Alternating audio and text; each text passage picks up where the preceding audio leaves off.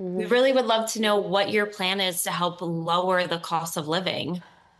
Yeah, first of all, thank you both for being here. And yours is a story I hear around the country as I travel. And in terms of both rightly having the right to have aspirations and dreams and ambitions for your family, and working hard and finding that the American dream is, for this generation and so many recently, far more elusive than it's been. And we need to deal with that. And there are a number of ways. One is bringing down the cost of everyday necessities, including groceries. So that's why I'm taking on, for example, price gouging, which is when, most companies and corporations are good, but for those bad ones, they take advantage of people, especially during a pandemic or extreme weather, and they end up jacking up prices, and there needs to be accountability and consequence for that. So I'm going to be taking on price gouging. But it's also about dealing with what we need to do around home ownership, right? So as someone mentioned during this film, look, I grew up a child of a mother who worked very hard. She raised me and my sister, and she saved up, and by the time I was a teenager, she was able to buy a home. And we grew up actually for a long time in an apartment on top of a child care center that was owned by the woman we called our second mother, because she helped my mother raise us. And she was a small business owner, Miss Shelton.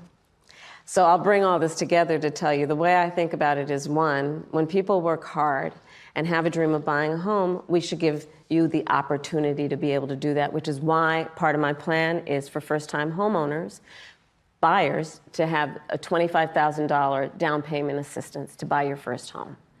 Because people just need to be able to get their foot in the door, and then you'll do the hard work. Part of my plan is what we need to do to support small businesses, because my second mother was a small business owner, and I love our small businesses and our small business owners.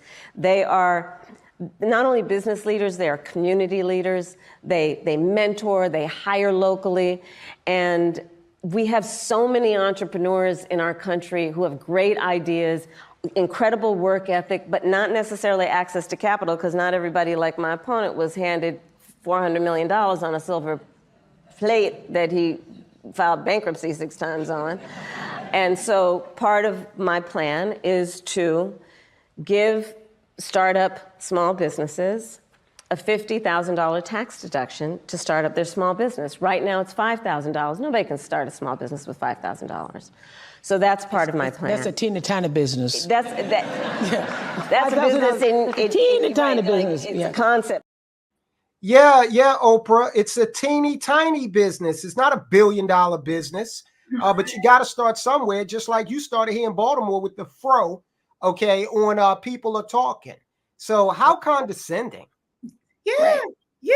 It's in her dribble. I mean, it takes her forever to get to answering the question. We don't care about her teacher and her aunt and all this stuff. Just answer the question.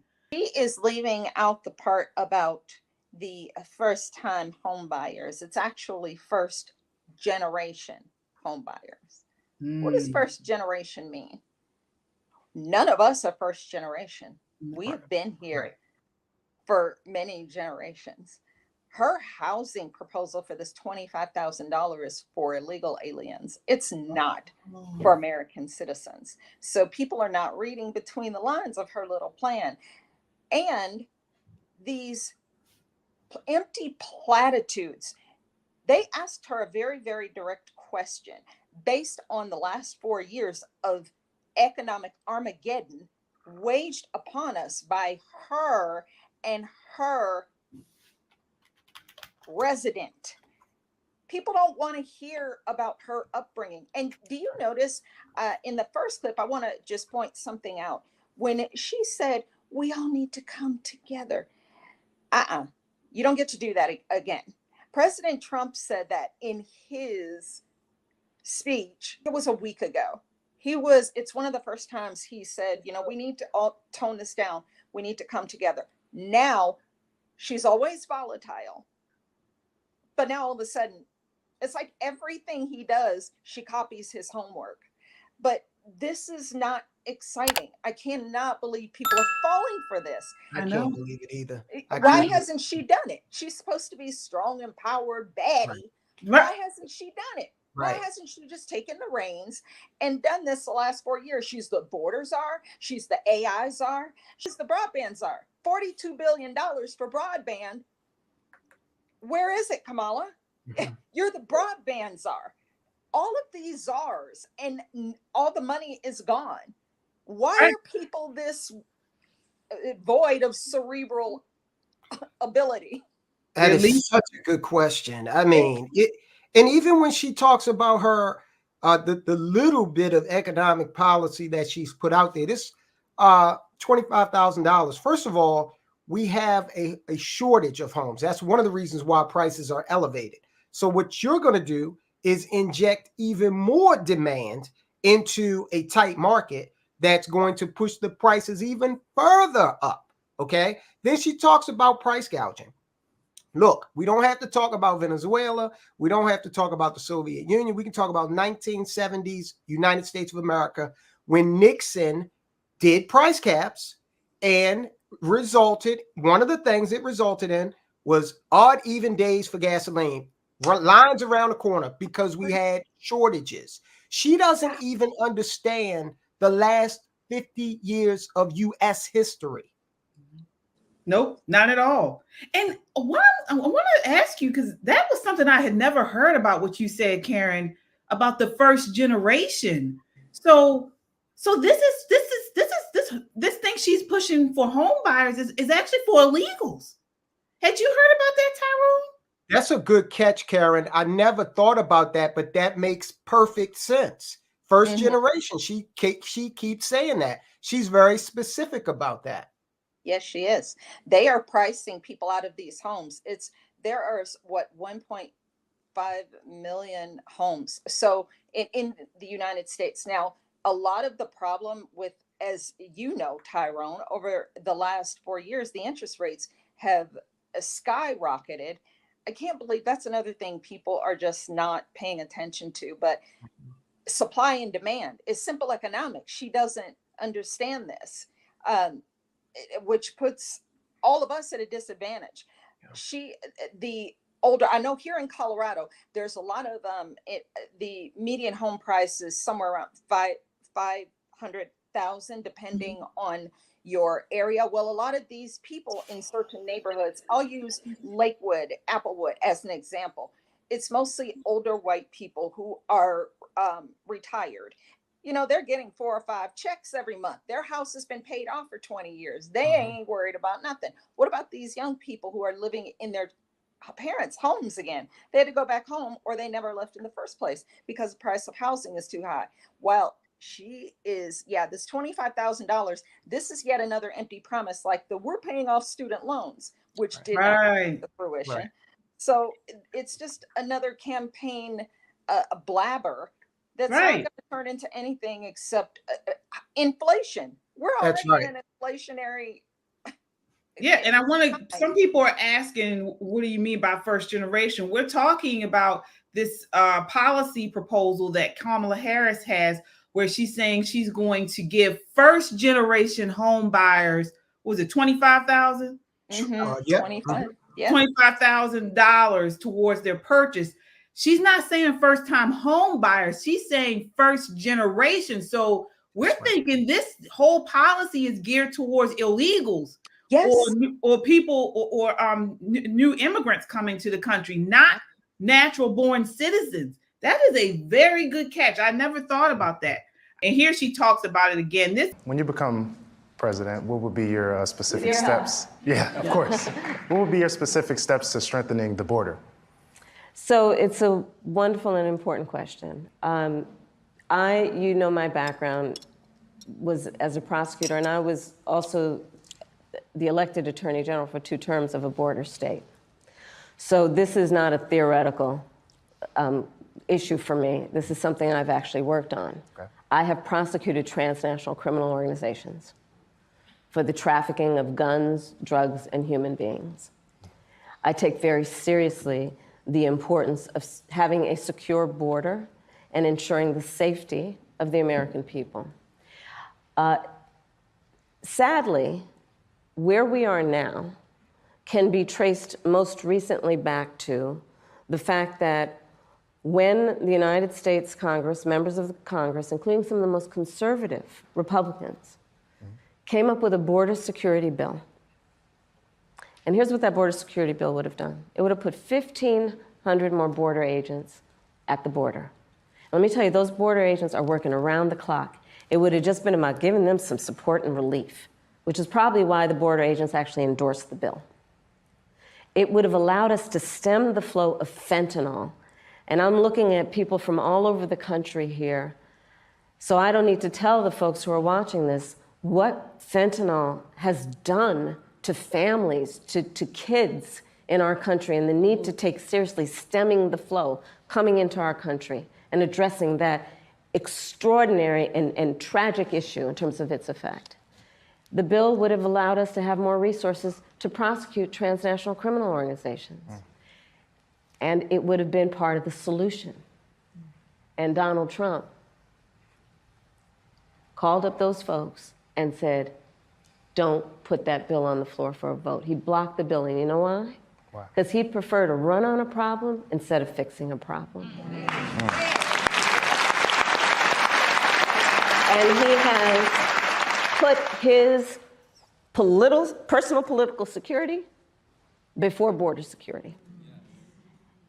Because understand, even in the intervening months, what that bill would have done to give support to folks who care about this issue.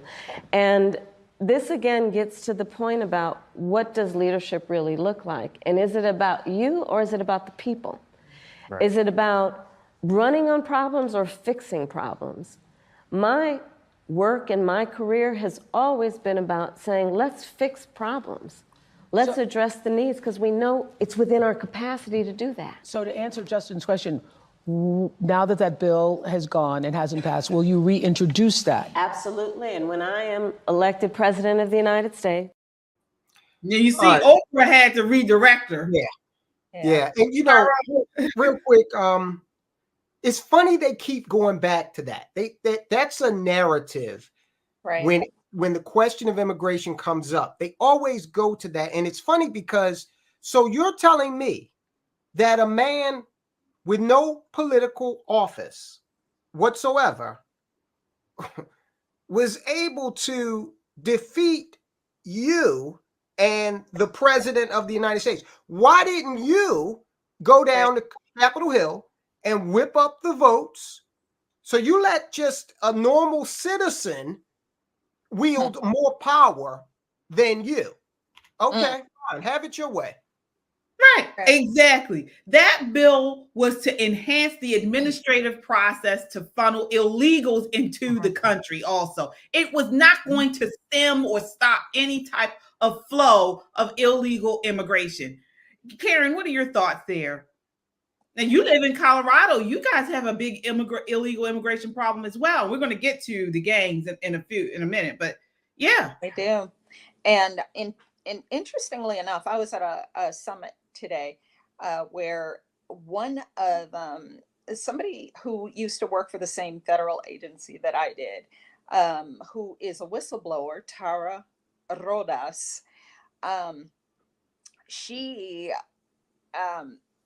we met today at this summit, and we spitballed kind of the things that are going on that Kamala is talking about.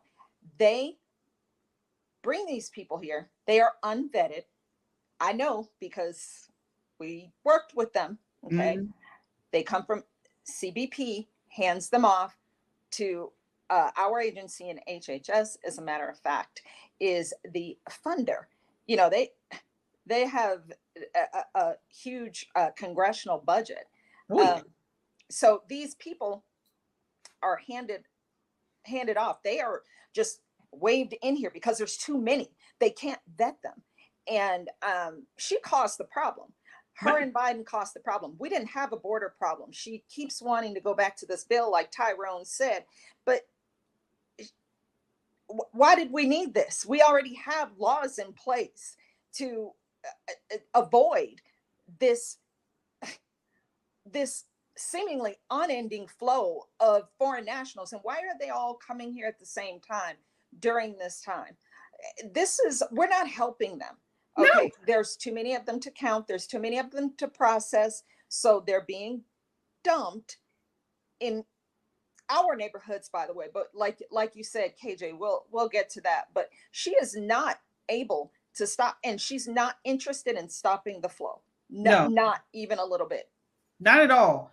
And as you mentioned, both of you and Tyrone mentioned, this bill would not have stemmed anything. And the Hill is reporting saying the Border Act that's the name of the bill that she's referring to, would not stop the administration from continuing to create questionable parole programs to admit migrants who don't have visas or other valid entry documents. It would not end catch and release. It would not stop migrants from using meritless asylum claims to enter and remain in the United States.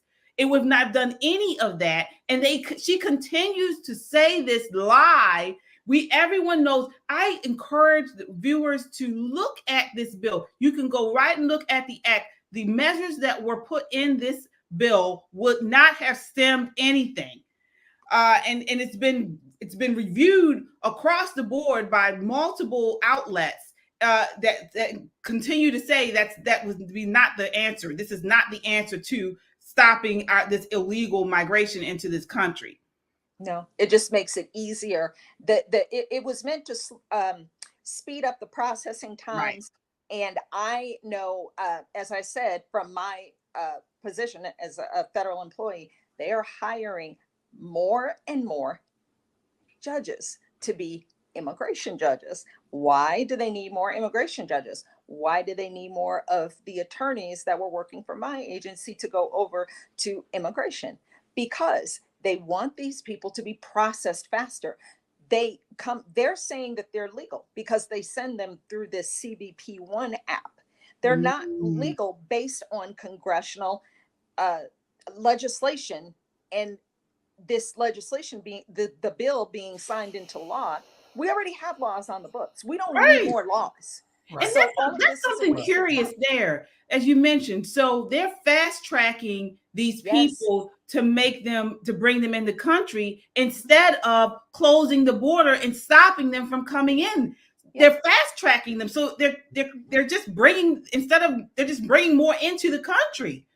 And this is why it goes along with her economic policy, why she's saying she's giving $25,000 to first generation home buyers. She's giving it to illegals. Yes. And fast tracking them into the country to do it. Every time we get on this subject, I always like to bring this up because it demonstrates the evil nature of this policy or lack thereof. The fact that, and I would ask Kamala this if I were ever in her presence. The trip up here for women and girls is hellish. How can the United States of America have a policy whereby we don't recognize the harm that is occurring to women and girls coming up here under the auspices of these coyotes, cartel members? We are facilitating this as a country by broadcasting that just come one, come all. If we had them come through the normal channels, we could make that safer for women and girls. Right. Okay. So I think it's barbaric that this administration has not recognized that. Yep. Yeah. Well, this is what they do. It's not just with immigration. They do the same thing with abortion. So on one hand, they pushed free sex, open sex with anybody and everybody, no slut shaming, you can have it, and they don't push marriage, they don't push purity or anything like that. They push this environment of pushing sex on kindergartners and lower level education and things like that. And then on the other hand, they push abortion. So they're telling you to have sex without commitment. And then they say, and if something happens which inevitably it will, when you're pushing this type of of social policy and programming and culture, then they say we're going to abort. So it's no longer safe, rare, and legal. Now it's abortion on demand. Shout your abortion. This is what the left does. And it's the same type of logic. It's sick. It's sick. They don't push abortion on them, though. They do not push. Look, I'm going to tell you something briefly, and I'll watch my words because it's on YouTube. During the time of the 2020 era, I will say, I was in one of the meetings with our region partners, and I used to get muted because they didn't like me, and that's fine. But I wanted to know, because we, not me, because I never participated in the medical procedures, but they were pushing those medical procedures, and they were not pushing the medical procedures on the illegals who were coming in that were getting processed by way of us. And I asked, what, excuse me, I have a question. I'm so sorry. Why is it that these people, are they required to have any sort of medical procedures to come into this country? And this was right after the Afghanistan withdrawal. And they were so happy to, they turn all red in the face and giddy and, oh, we're so happy to have these new Afghan refugees. Like, oh my God, can we just, don't send us any more mattresses. Send us gift cards and money. Oh my gosh, thank you. Wow. What's your question? Why don't these people have to have the medical procedures? Because as federal employees, they are requiring everybody to have medical procedures. But these individuals who just got flown in here, dropped off from wherever, why is it that they don't have to? Yeah, well, the only one we're requiring is the smallpox. Wow. Because I said, well, why not the big medical procedure? Well, it's against their religion. Next question. Wow. And they wouldn't give a religious exemption to us. Wow. Well, that's something. Now, they're the new do you know in Colorado here we have what's called the Office of the New Americans? Wow. They don't even care if you know anymore. That's right. And one of the reasons they do not care is because by 2028, the Black American voting bloc will be about as relevant as the Native American voting bloc. They are systematically replacing that. And the craziest thing about it is we are the ones that help them do it. And we're still doing it. Forget what's going on in Colorado, Chicago, New York, right in front of our eyes. There was that community center in Chicago that Blacks had petitioned to open back up for years and were denied. And Brandon Johnson opened that thing up just like that for the New Americans. And it's too late. You can do they're up in arms in Chicago, but it's too late now. It's too late. Real quick, as a testament to the demographics of it, they just had this reparations thing over in California was defeated, right? Yes. Blacks are 5% of the population in California, okay? And the Hispanic population is growing. So every day, these slavish Black Democrats become more and more irrelevant. Mm-hmm. Yeah, you're right. Yeah, they had to, I think that's why Gavin Newsom, I fully believe that's why he vetoed the $150,000 down payment is because he had just vetoed, they shot down, I think before it ever got to his desk, the reparations bill. Right. So it's like, wait a minute, they knew that these Black folks was going to tear California up. How dare you? Yeah. And I wouldn't blame them. So I think he doesn't care. He's just trying to clean up the mess. And the Olympics are coming to LA pretty soon. That's why he's moving the homeless and blah, blah, blah. He doesn't care. He's destroyed the state for all. It's a grift. Yeah, they all a grift. You're right.